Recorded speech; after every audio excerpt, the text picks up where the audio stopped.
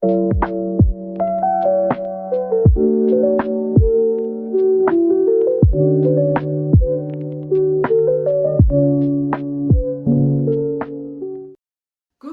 Salut! j'espère que vous allez bien. Et let's go, c'est parti, hein, C'est notre première vidéo ensemble. ensemble. Et on vous raconte notre rencontre. C'est parti, let's go. Je commence ou tu commences? Bah, ça dépend. Est-ce que les gens veulent la vraie version ou celle que tu modifies Bon, bref, ma version, moi, c'est la meilleure. C'est la Non, bref, meilleure. on va faire ensemble. Alors, faut savoir déjà le contexte. C'est que, alors, déjà, on a la vingtaine. On a, 20 ans à ce moment-là. Et le contexte, c'est que, en fait, moi, je suis dans une période où je suis en mode, c'est que Jésus, les hommes, c'est terminé. J'avais eu une relation un peu pourrie avant, enfin vraiment qui n'était, enfin vraiment 0 sur nul, donc c'est même pas intéressant de faire le focus sur ça. Mais du coup, j'étais en mode, Seigneur, je veux que toi, que toi, que toi et personne d'autre. Je veux te servir, tout pour toi. Et les hommes, allez, c'est bon, on est fatigué. C'est ça un peu le truc, le mood. Ouais, pour expliquer, du coup, on était en colonie chrétienne, on était en Bretagne. Toi, tu vivais à Paris. À Paris. Et sinon, on ne serait pas rencontrés. Hein. Mm. Et moi, je vais dans la colo avec un état d'esprit un petit peu pareil, c'est-à-dire que ça faisait plusieurs fois là, dans la période juste avant où il y avait des relations, amitié, gars-filles, mais un peu ambiguës, où tu sais pas trop quoi et tout. Et puis je me dis, ça fait trop de problèmes ce truc-là. Donc les filles, je vais même pas les calculer. Je sais très bien que dans les colos chrétiennes, avec le fait qu'on passe une semaine, 2 semaines tout le temps ensemble, la Des fatigue, tous les activités qui trucs, se etc. font, voilà. C'est sûr qu'il va y avoir des rapprochements et tout. Ben là, je vais rien faire pour. Je vais m'habiller n'importe comment. Bon, Je ça, j'ai pas confirme. beaucoup d'efforts à faire par rapport Non, à ça. tu n'avais pas à l'époque. Tu n'avais Oui, pas beaucoup c'est ce que j'ai d'efforts. dit, je Ouais. n'avais pas beaucoup Ouais. d'efforts. Et donc voilà, je vais pas je m'en fous de comment je me coiffe, j'en fous, j'en ai rien à faire. Le soir et tout, les 5e repas, je sais même pas si je vais y aller et tout. Bref, je veux vraiment pas connecter avec qui que ce soit. Ça me gonfle ces histoires-là. D'ailleurs, petite parenthèse, faites des colonies chrétiennes. Et ça marche très très bien. Colonies chrétiennes, je ferme la parenthèse. Et en fait, ce qui se passe, c'est que du coup, moi, dans tout ça, et ben en fait, vraiment, je suis vraiment dans ça. C'est que je ne veux pas d'homme. Mais Dieu n'a pas de limite. En fait, Dieu, des fois, il dit, ma fille ou mon fils, d'accord, mais Parle. moi, j'ai un autre plan pour toi, en fait. Et l'autre plan pour moi, il était en train d'arriver à ce moment-là. C'était un matin, pendant la louange, je vois en fait Jean et son pote, son meilleur ami qui s'appelle Greg, qui sont en train de faire donc, la louange avec les enfants et tout. Et je suis touchée parce que je vois des hommes chrétiens à fond pour Dieu. Je me dis, oh, ça existe. Et ça me touche. Et au même moment, alors attention, c'est mon témoignage, c'est mon histoire. Ça se passe pas pareil pour tout le monde. Ne commencez pas à dire, moi je veux comme Delphine, etc. etc. D'accord? Chacun son histoire. Au même moment, de la même manière que je vous parle là, comme ça, là, au même moment, Dieu me dit, ouvrez les guillemets, voici ton mari. Je fais, non. Et il me dit, si c'est lui. Et à ce moment-là, en fait, mes yeux charnels, en fait, disparaissent. Et c'est vraiment mes yeux spient. Et là, vraiment, je vois Jean comme jamais j'avais vu Jean auparavant. C'est-à-dire que je sais pas comment vous l'expliquer. Il faut juste le vivre, en fait. Mais à ce moment-là, et petite parenthèse, c'est que savoir que je suis quelqu'un qui aime beaucoup... en fait, j'aime beaucoup les vêtements. Et en fait, les tenues vestimentaires parlent beaucoup. C'est-à-dire que même si tu n'as rien dit, comment t'habiller, ça veut tout dire. Et je suis très sensible à ça. Elle est congolaise. Et au-delà de ça, je suis aussi conservant en image, donc ça je veux aussi. Et c'est vrai. Mais l'autre aussi. Mais du coup, ça fait que quand, en fait, Dieu, il savait très bien que si je m'étais arrêté que à ce que mes yeux charnels, à ce moment-là, avaient vu, je suis mort. Je n'existe même pas. Il n'y a rien. Notre maison n'existe pas. Nos enfants n'existent pas. Rien. Non, c'est sûr. Rien du tout. Donc Dieu, je t'en dois une.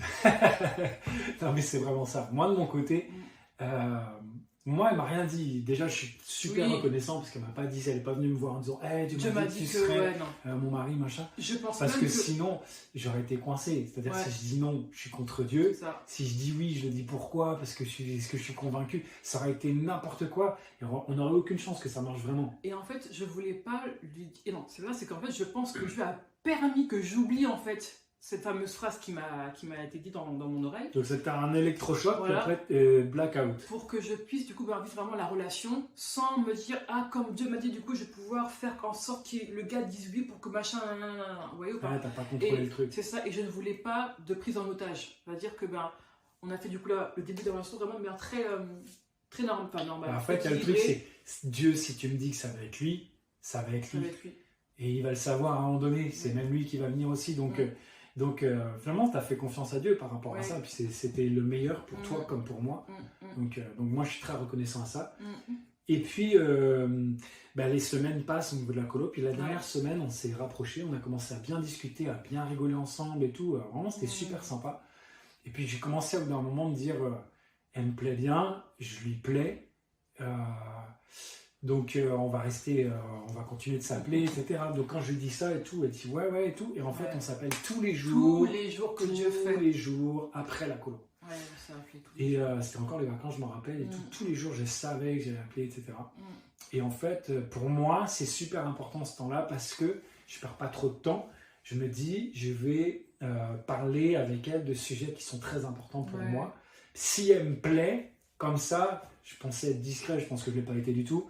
Mais j'ai abordé des sujets super importants pour moi, pour me projeter. Il n'y en a pas 15 000. Du coup, quand moi je suis en train de parler avec toi, je vais très vite dans des questions qui sont super importantes pour moi parce que je me dis, ça sert à rien que j'appelle tous les jours quelqu'un si je ne sais pas où je m'en vais. Si je vois qu'en fait, elle n'a pas du tout dans la même direction que moi, ça ne sert à rien qu'on s'appelle tous les jours. On arrête, et en fait, à chaque fois qu'il y a une de ces questions qui est essentielle pour moi, Delphine, elle coche la case, mais largement. Je me dis, mais c'est quoi ce truc-là? C'est dingue.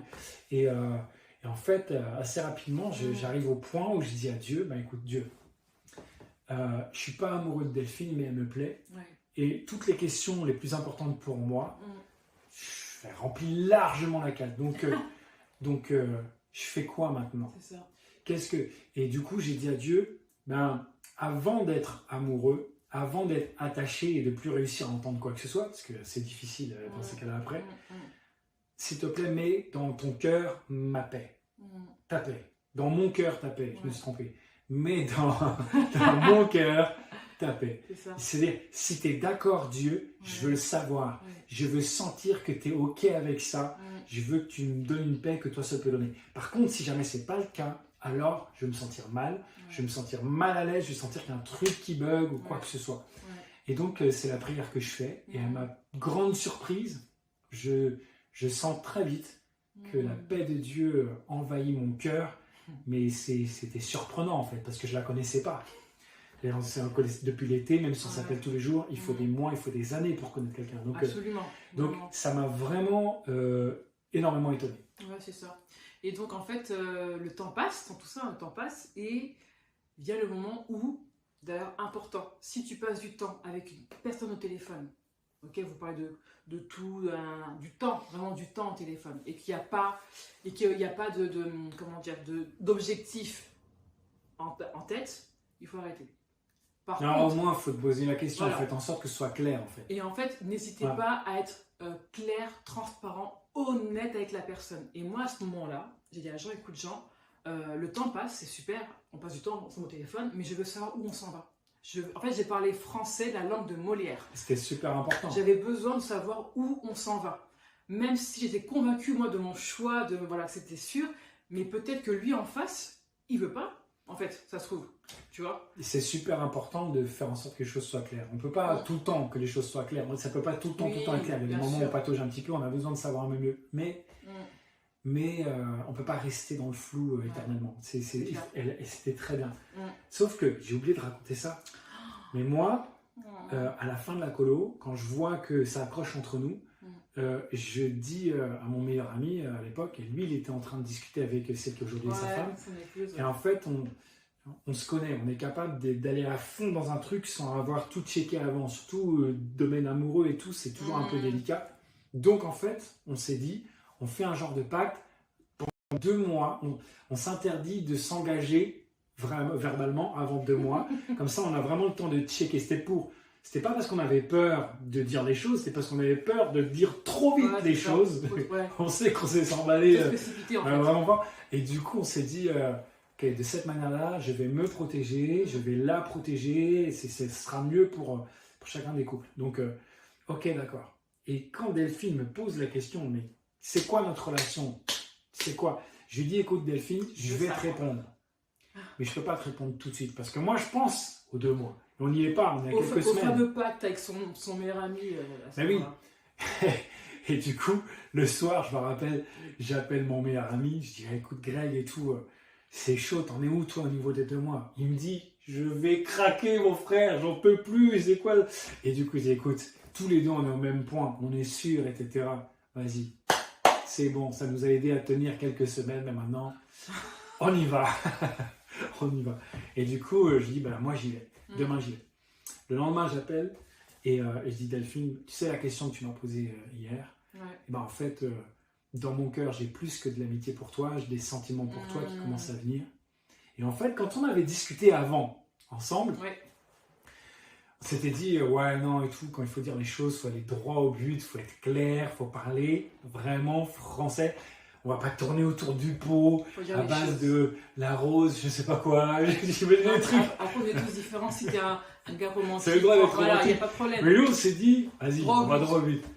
Du coup, quand je lui dis, je vais droit au but, une fois que je lui dis, bah voilà, j'ai plus que de l'amitié, j'ai des sentiments pour toi. Gros blanc. Je sais plus quoi dire derrière. Je lui dis, bon, en fait, c'est ça que j'ai à dire, en fait. Et donc, j'arrête. Gros blanc. Et là, gros silence. Gros silence, parce qu'en fait, je m'attendais à d'autres choses, un peu plus, vous allez dire, un peu plus mielleuses, un peu plus enjouées. Non, mais j'ai droit au but. J'ai dit l'information, c'est bon.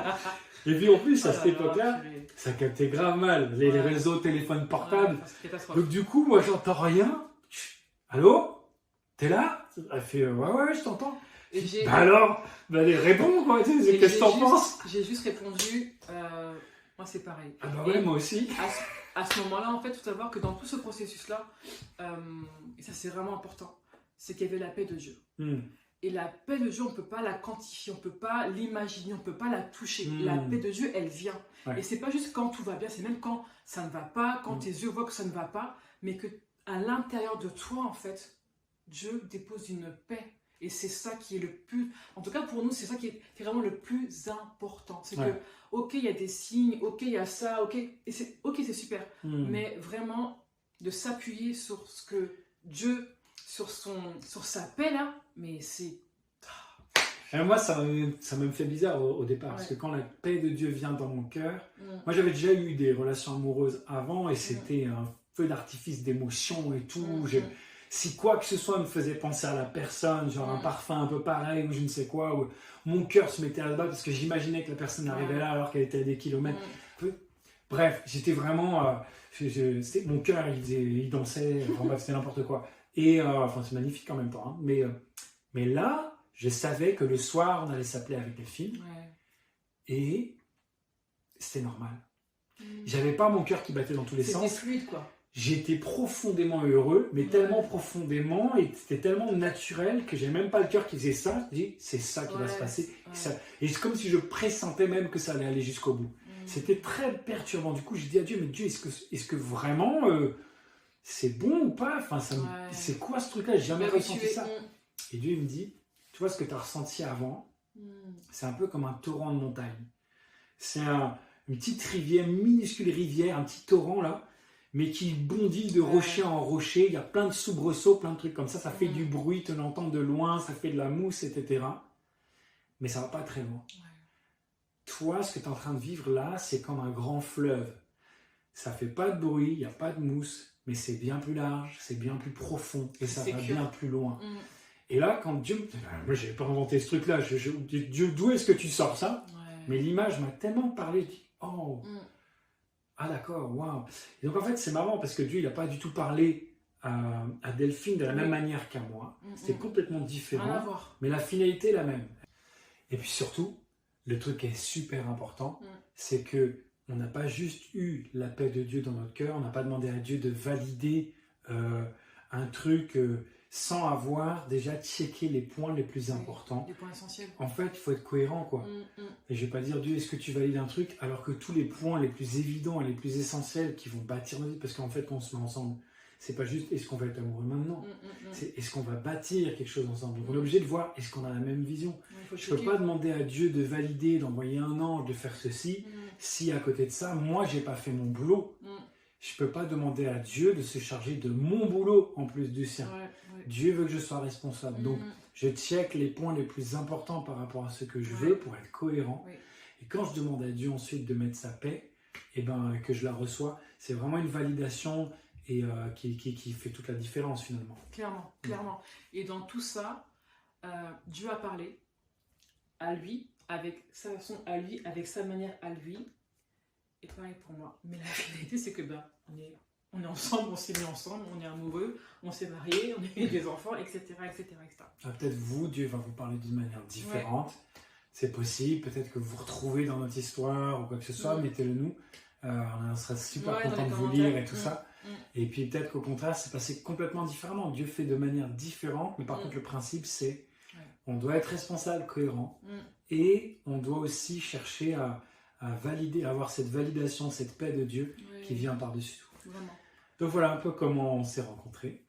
Comment ça s'est passé. Et si jamais toi-même tu es célibataire, on espère que c'est notre histoire t'a apporté des éléments pour pouvoir faire le choix de manière on va voir. Dieu, quoi. Voilà, tu vas écrire, on va lire ça. En tout cas, prenez bien soin de vous et on vous dit à très bientôt pour une prochaine vidéo. Mais surtout important, abonnez-vous. Abonnez-vous. Mettez la petite cloche, comme ça dès qu'on a une nouvelle vidéo, vous allez la voir et on va faire en sorte qu'il y en ait de temps en temps, régulièrement qui sortent. Prenez soin de vous. Salut. Soyez bénis. Ciao.